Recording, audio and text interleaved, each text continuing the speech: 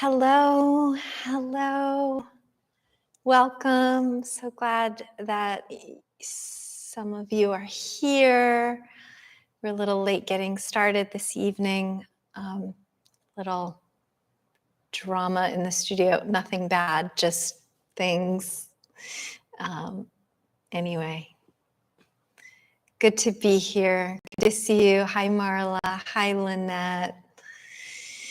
Greetings and blessings. Let's start with a quiet sit. Find your comfortable seat and some deep breaths, combining a sense of grounded stability with the fluidity of the breath, the energy and life force that moves through us.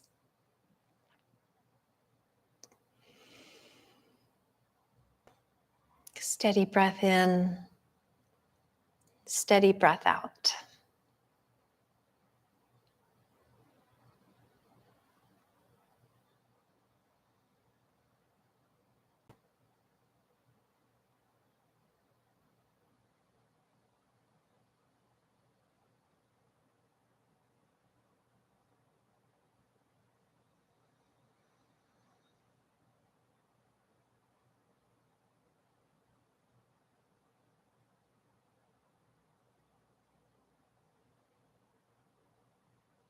You may notice the residue of the day rising up a little bit, coming to the surface of awareness, and that's okay. It's to be expected. You can welcome all of those thoughts, all of that experience, and allow a path for it to release back out.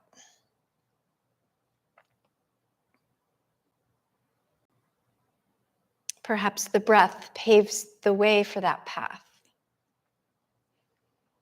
Perhaps there are other areas in the body where you may find some softness, some opening for a release of tension or thinking activity. Maybe it's through a softening belly or a relaxed jaw or a smoothed brow.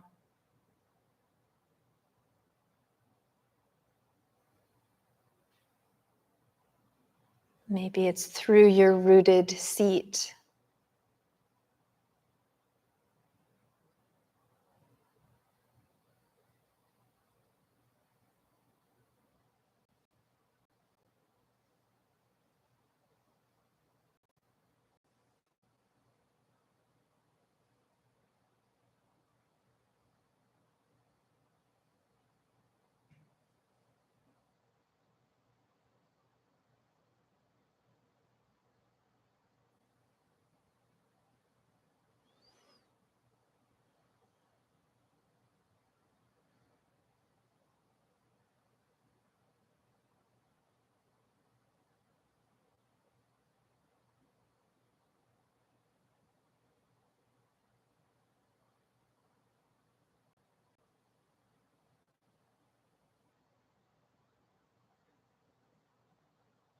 And perhaps there's some little glimpses of ease now, little more settled space in the conscious present mind,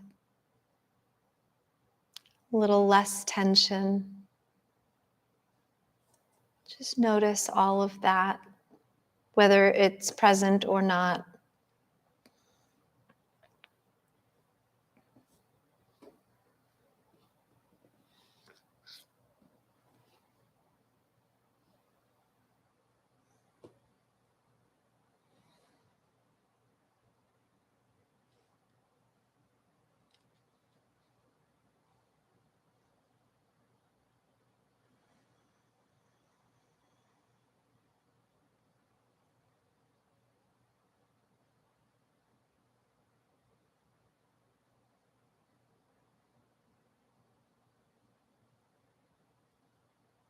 Allow the prominent part of your awareness to rest in the breath. There will be other presences, other awarenesses. They can coexist. Let that all be present.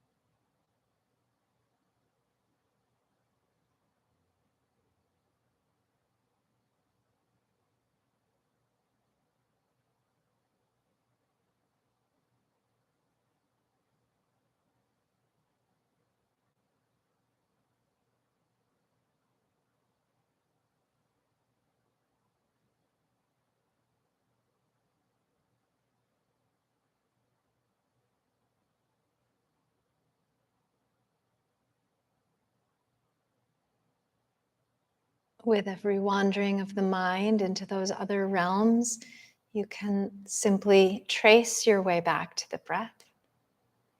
Reestablish, begin again.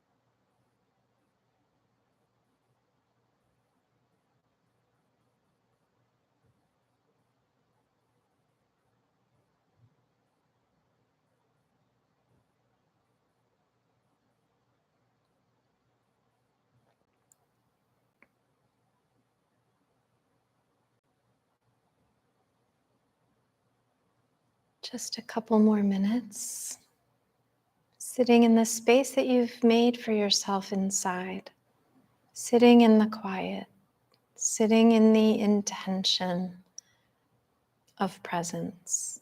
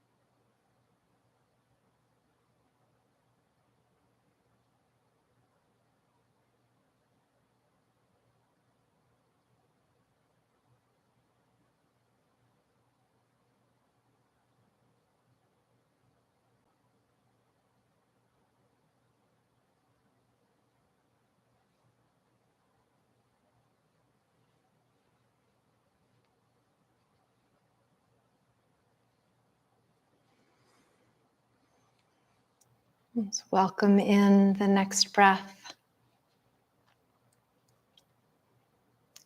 and allow it to ease back out.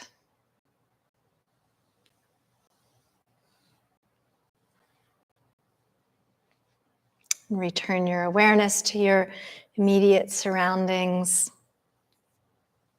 Take a moment to readjust yourself, stretch, move around if you'd like. So, I'm going to talk about courage in this session. And it's not the big stuff that I'm referencing here when I'm describing or offering an idea about courage. It's not the Captain Sully kind of courage to land an airplane on the Hudson River. It's the small stuff. It's in ounces that courage creates opportunities for us to live our lives fully and truthfully and compassionately. For some people, the courageous act is the one that gets us out of bed every morning. For some people, the courageous act is the one that allows us to smile and say a friendly hello to somebody or to meet a new friend. For some people, it's driving in traffic takes great courage, or on the highway. And we can't underestimate or judge what requires courage for another person. Courage is in the eye of the beholder.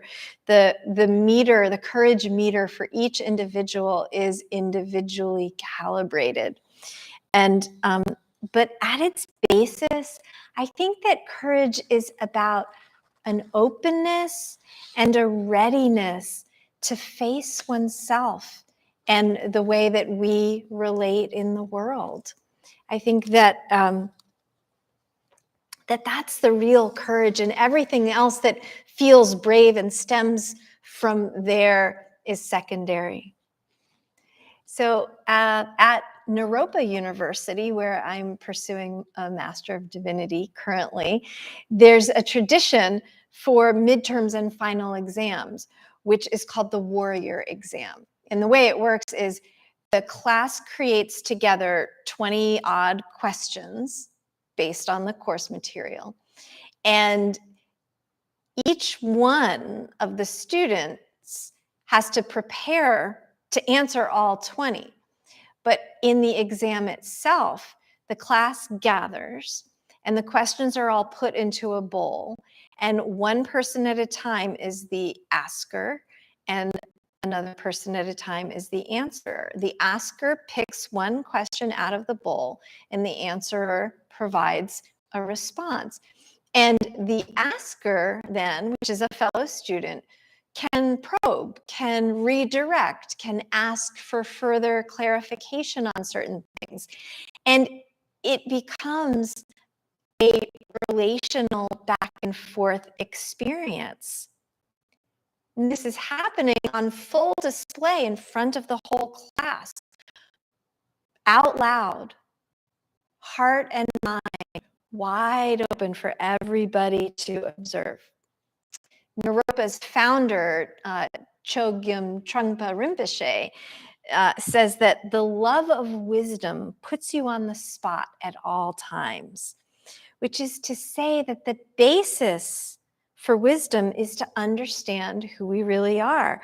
Underneath all of the layering, all of the costuming and armoring that we do to get ourselves through life, through the day, all of the stuff that life conditions us to have to either rely on or hide behind. This all takes courage. I mean, if we remove all of that costuming, all of that armor, what do we have left? When's the last time you looked at yourself in the mirror without any clothes on and really took yourself in, resisted the urge to unveil that litany of criticism? That's courageous too. There's a quote from Lao Tzu that says, "One who has inner courage dares to live, just to simply live." Right? The act of loving another person or even desiring another person, if it falls short of love, that's incredibly courageous because it implicitly acknowledges that that person might not be there forever. That's a brave step to take.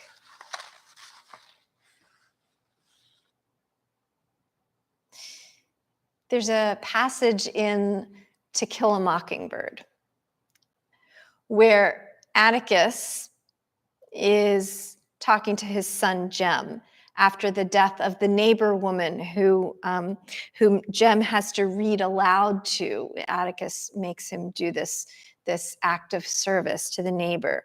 Atticus tells Jem after Mrs. Dubose has passed that she was addicted to painkillers, but she was determined to overcome her addiction before she died. And the reason that he made his son read to her was so that he could provide her with a distraction to help her on this courageous path. And so Atticus says to his son, "I wanted you to see what real courage is, instead of getting the idea that courage is a man with a gun in his hand. It's when you know you're licked before you begin, but you begin anyway, and you see it through, no matter what." Brené Brown talks about courage in terms of being vulnerable, and she reminds us that the root of the word is French, cœur, which is the heart. And that the root of this word is to speak our mind by telling the truth that comes from our hearts. And these can be simple truths and small moments. So for our next contemplative experience, I want to invite you to think about something that might feel conventionally easy to most people, but for you, it feels courageous. You know, it could require courage for you to get up out of bed every day. It could require courage for you to prepare a meal or to make a phone call or to embark on a new path, just even to inquire about it, to take that next step.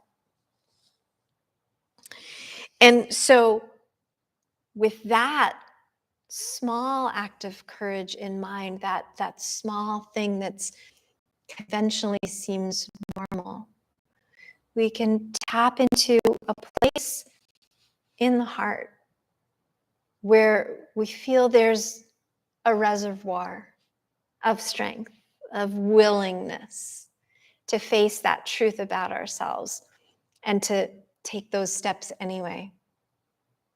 So let's get comfortable again in our seat.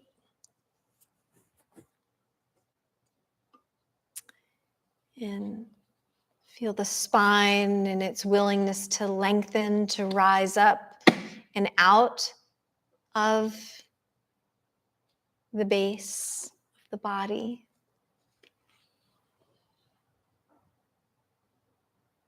And take that image of yourself doing that thing that might require some courage. And remember, the measurement of courage is up to you, nobody else. Take that, the image of yourself in that act, and bring it into the heart. Bring it down. Let it rest here. And then feed it with compassion, with attention. Hold it in your mind's eye as a parent would hold a newborn child. Give it room. Give it comfort.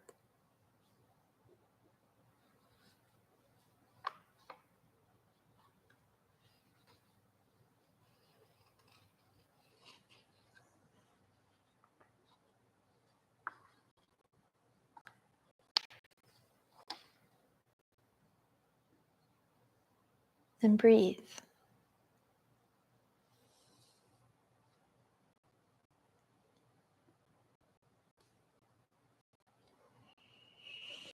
Take the breath in, release it when it's ready, and begin again. Perhaps you can feel a fullness in the heart center, a willingness,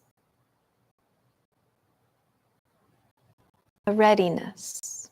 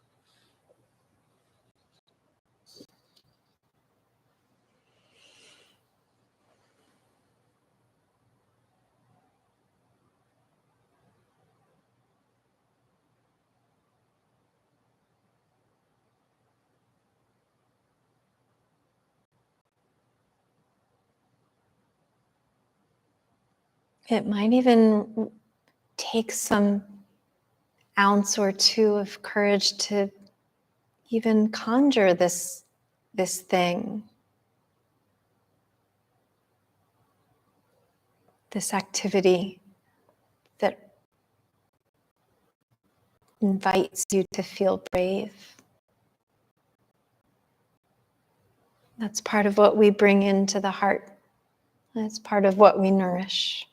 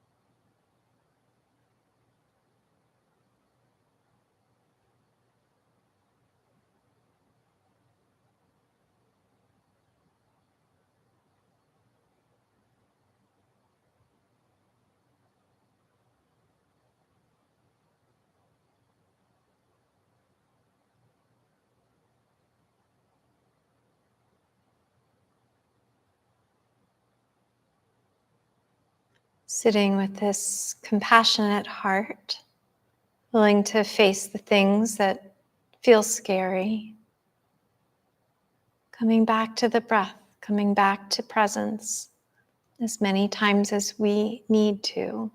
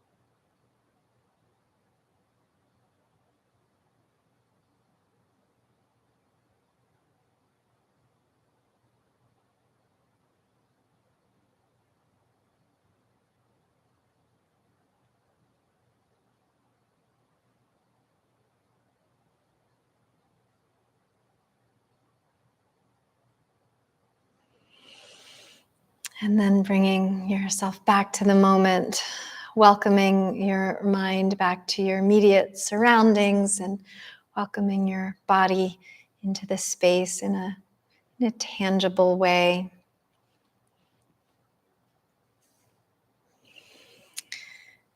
According to the Yoga Sutras, there are 5 kleshas, or causes of suffering, also known as hindrances, things that keep us in places of darkness, of pain, of lack of clarity. And the 5th of them is abhinivesha, and it means the fear of death, which in some ways you could interpret that to mean that it's because when we fear one thing, we crave its opposite. So if it's the fear of death, it's a craving of the status quo. We don't want things to change. We don't want to see the ultimate truth of our own mortality or that of our loved ones. So we cling to life.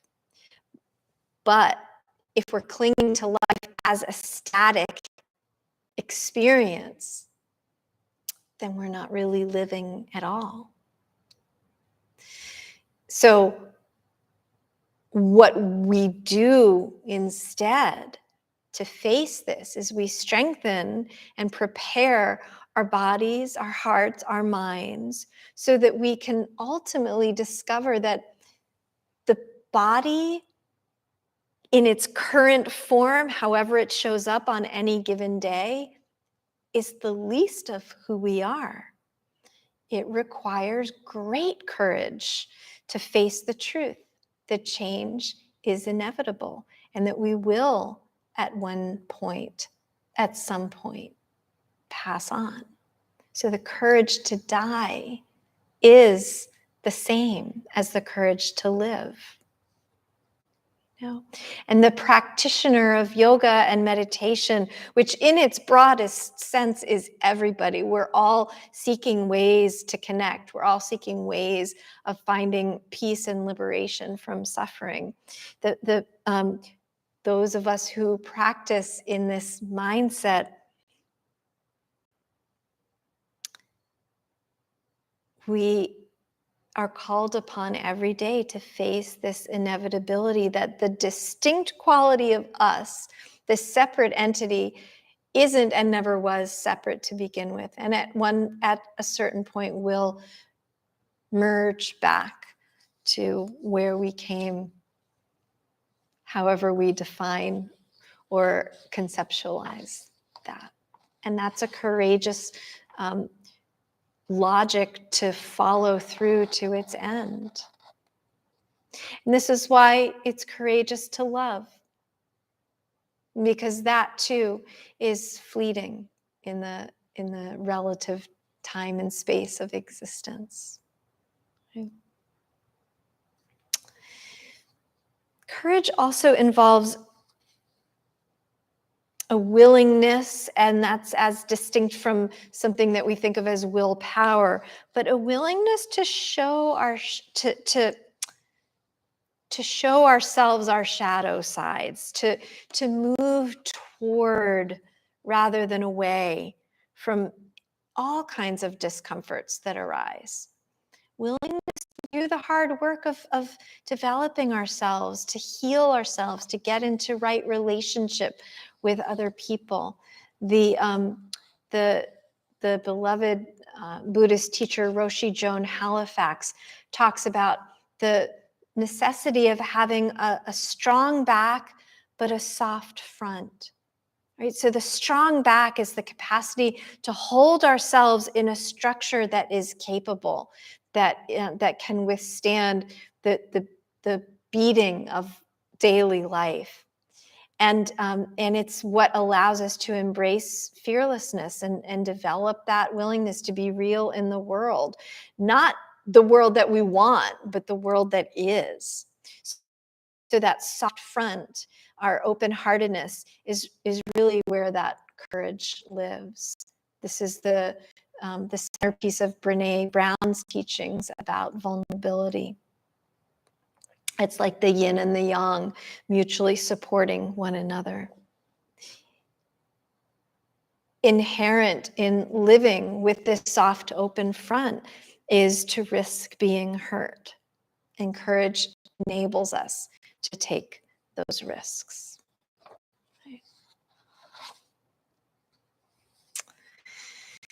So let's have another sit, another time and space that we make for ourselves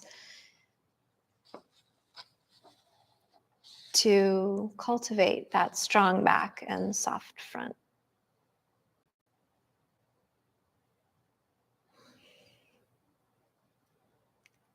Notice your anchored seat. Notice your open heart and a rising spine if you're seated upright.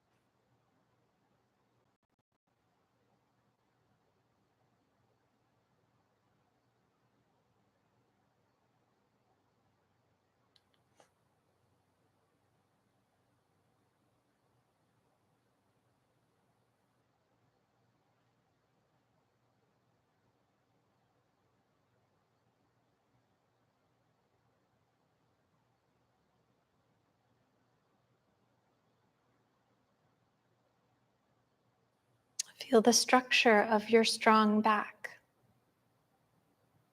Perhaps even lean into it a little bit. Let it hold you like a gentle cape or your favorite coat.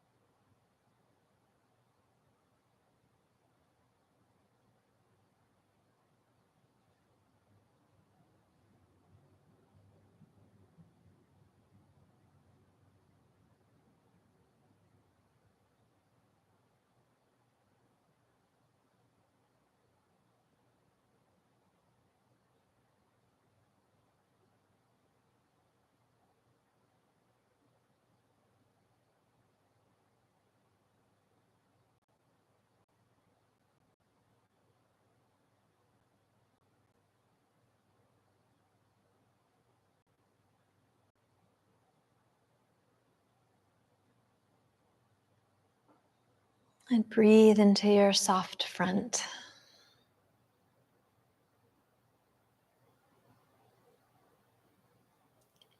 At any point, if the concept of softness in the front feels too scary, it requires more courage than is available in the moment, return to the strong back. Trust that it's there. It's got you. You've got you.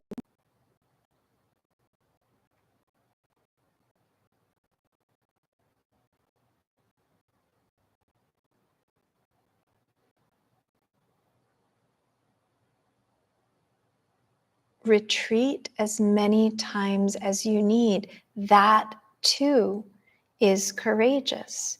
The wisdom to know when the reserves need to be restored,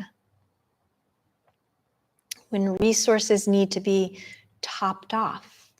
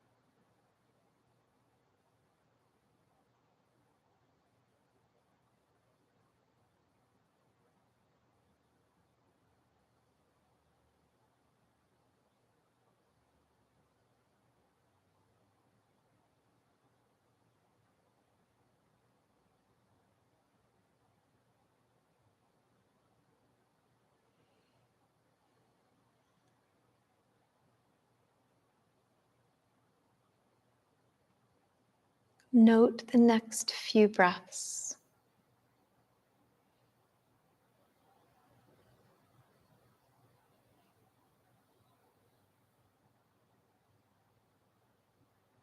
Perhaps the inhale is an experience that fortifies the strong back. And perhaps the exhale is an experience that helps to soften the front.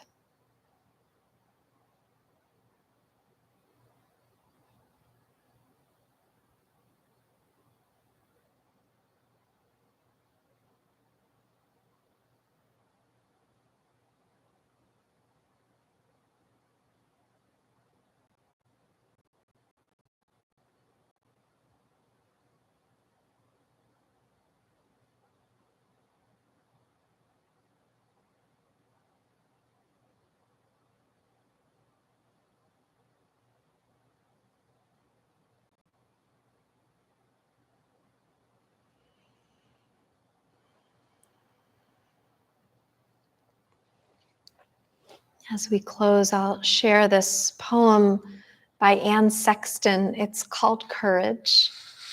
It's 4 stanzas long, so settle in, continue breathing, and hold an open space in the heart for some of the images and suggestive language around what might constitute courage for you. It is in the small things we see it. The child's first step, as awesome as an earthquake.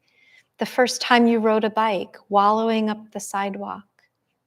The first spanking when your heart went on a journey all alone.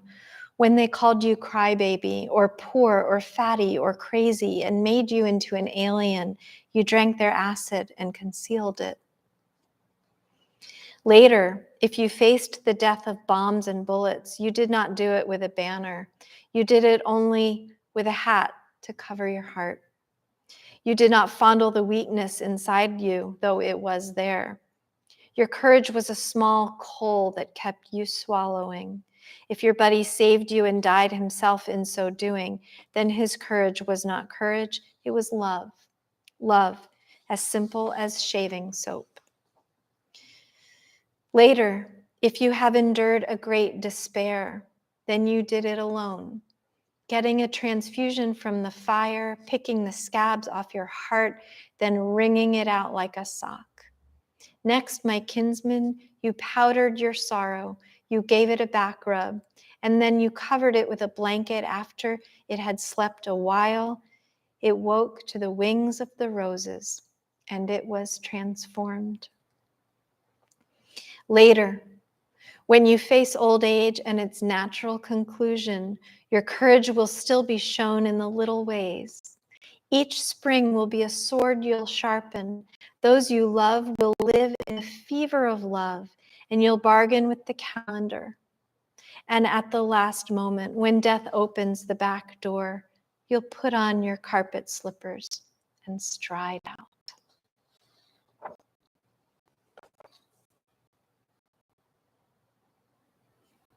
Let's open the palms as open as the heart could be, and then gently draw them together and release your head to this open heart, fortified by a strong back and by ounce after ounce of courage. Many blessings. Thank you. May you be at peace. May you be free from suffering. May you know the courage of love. Be well.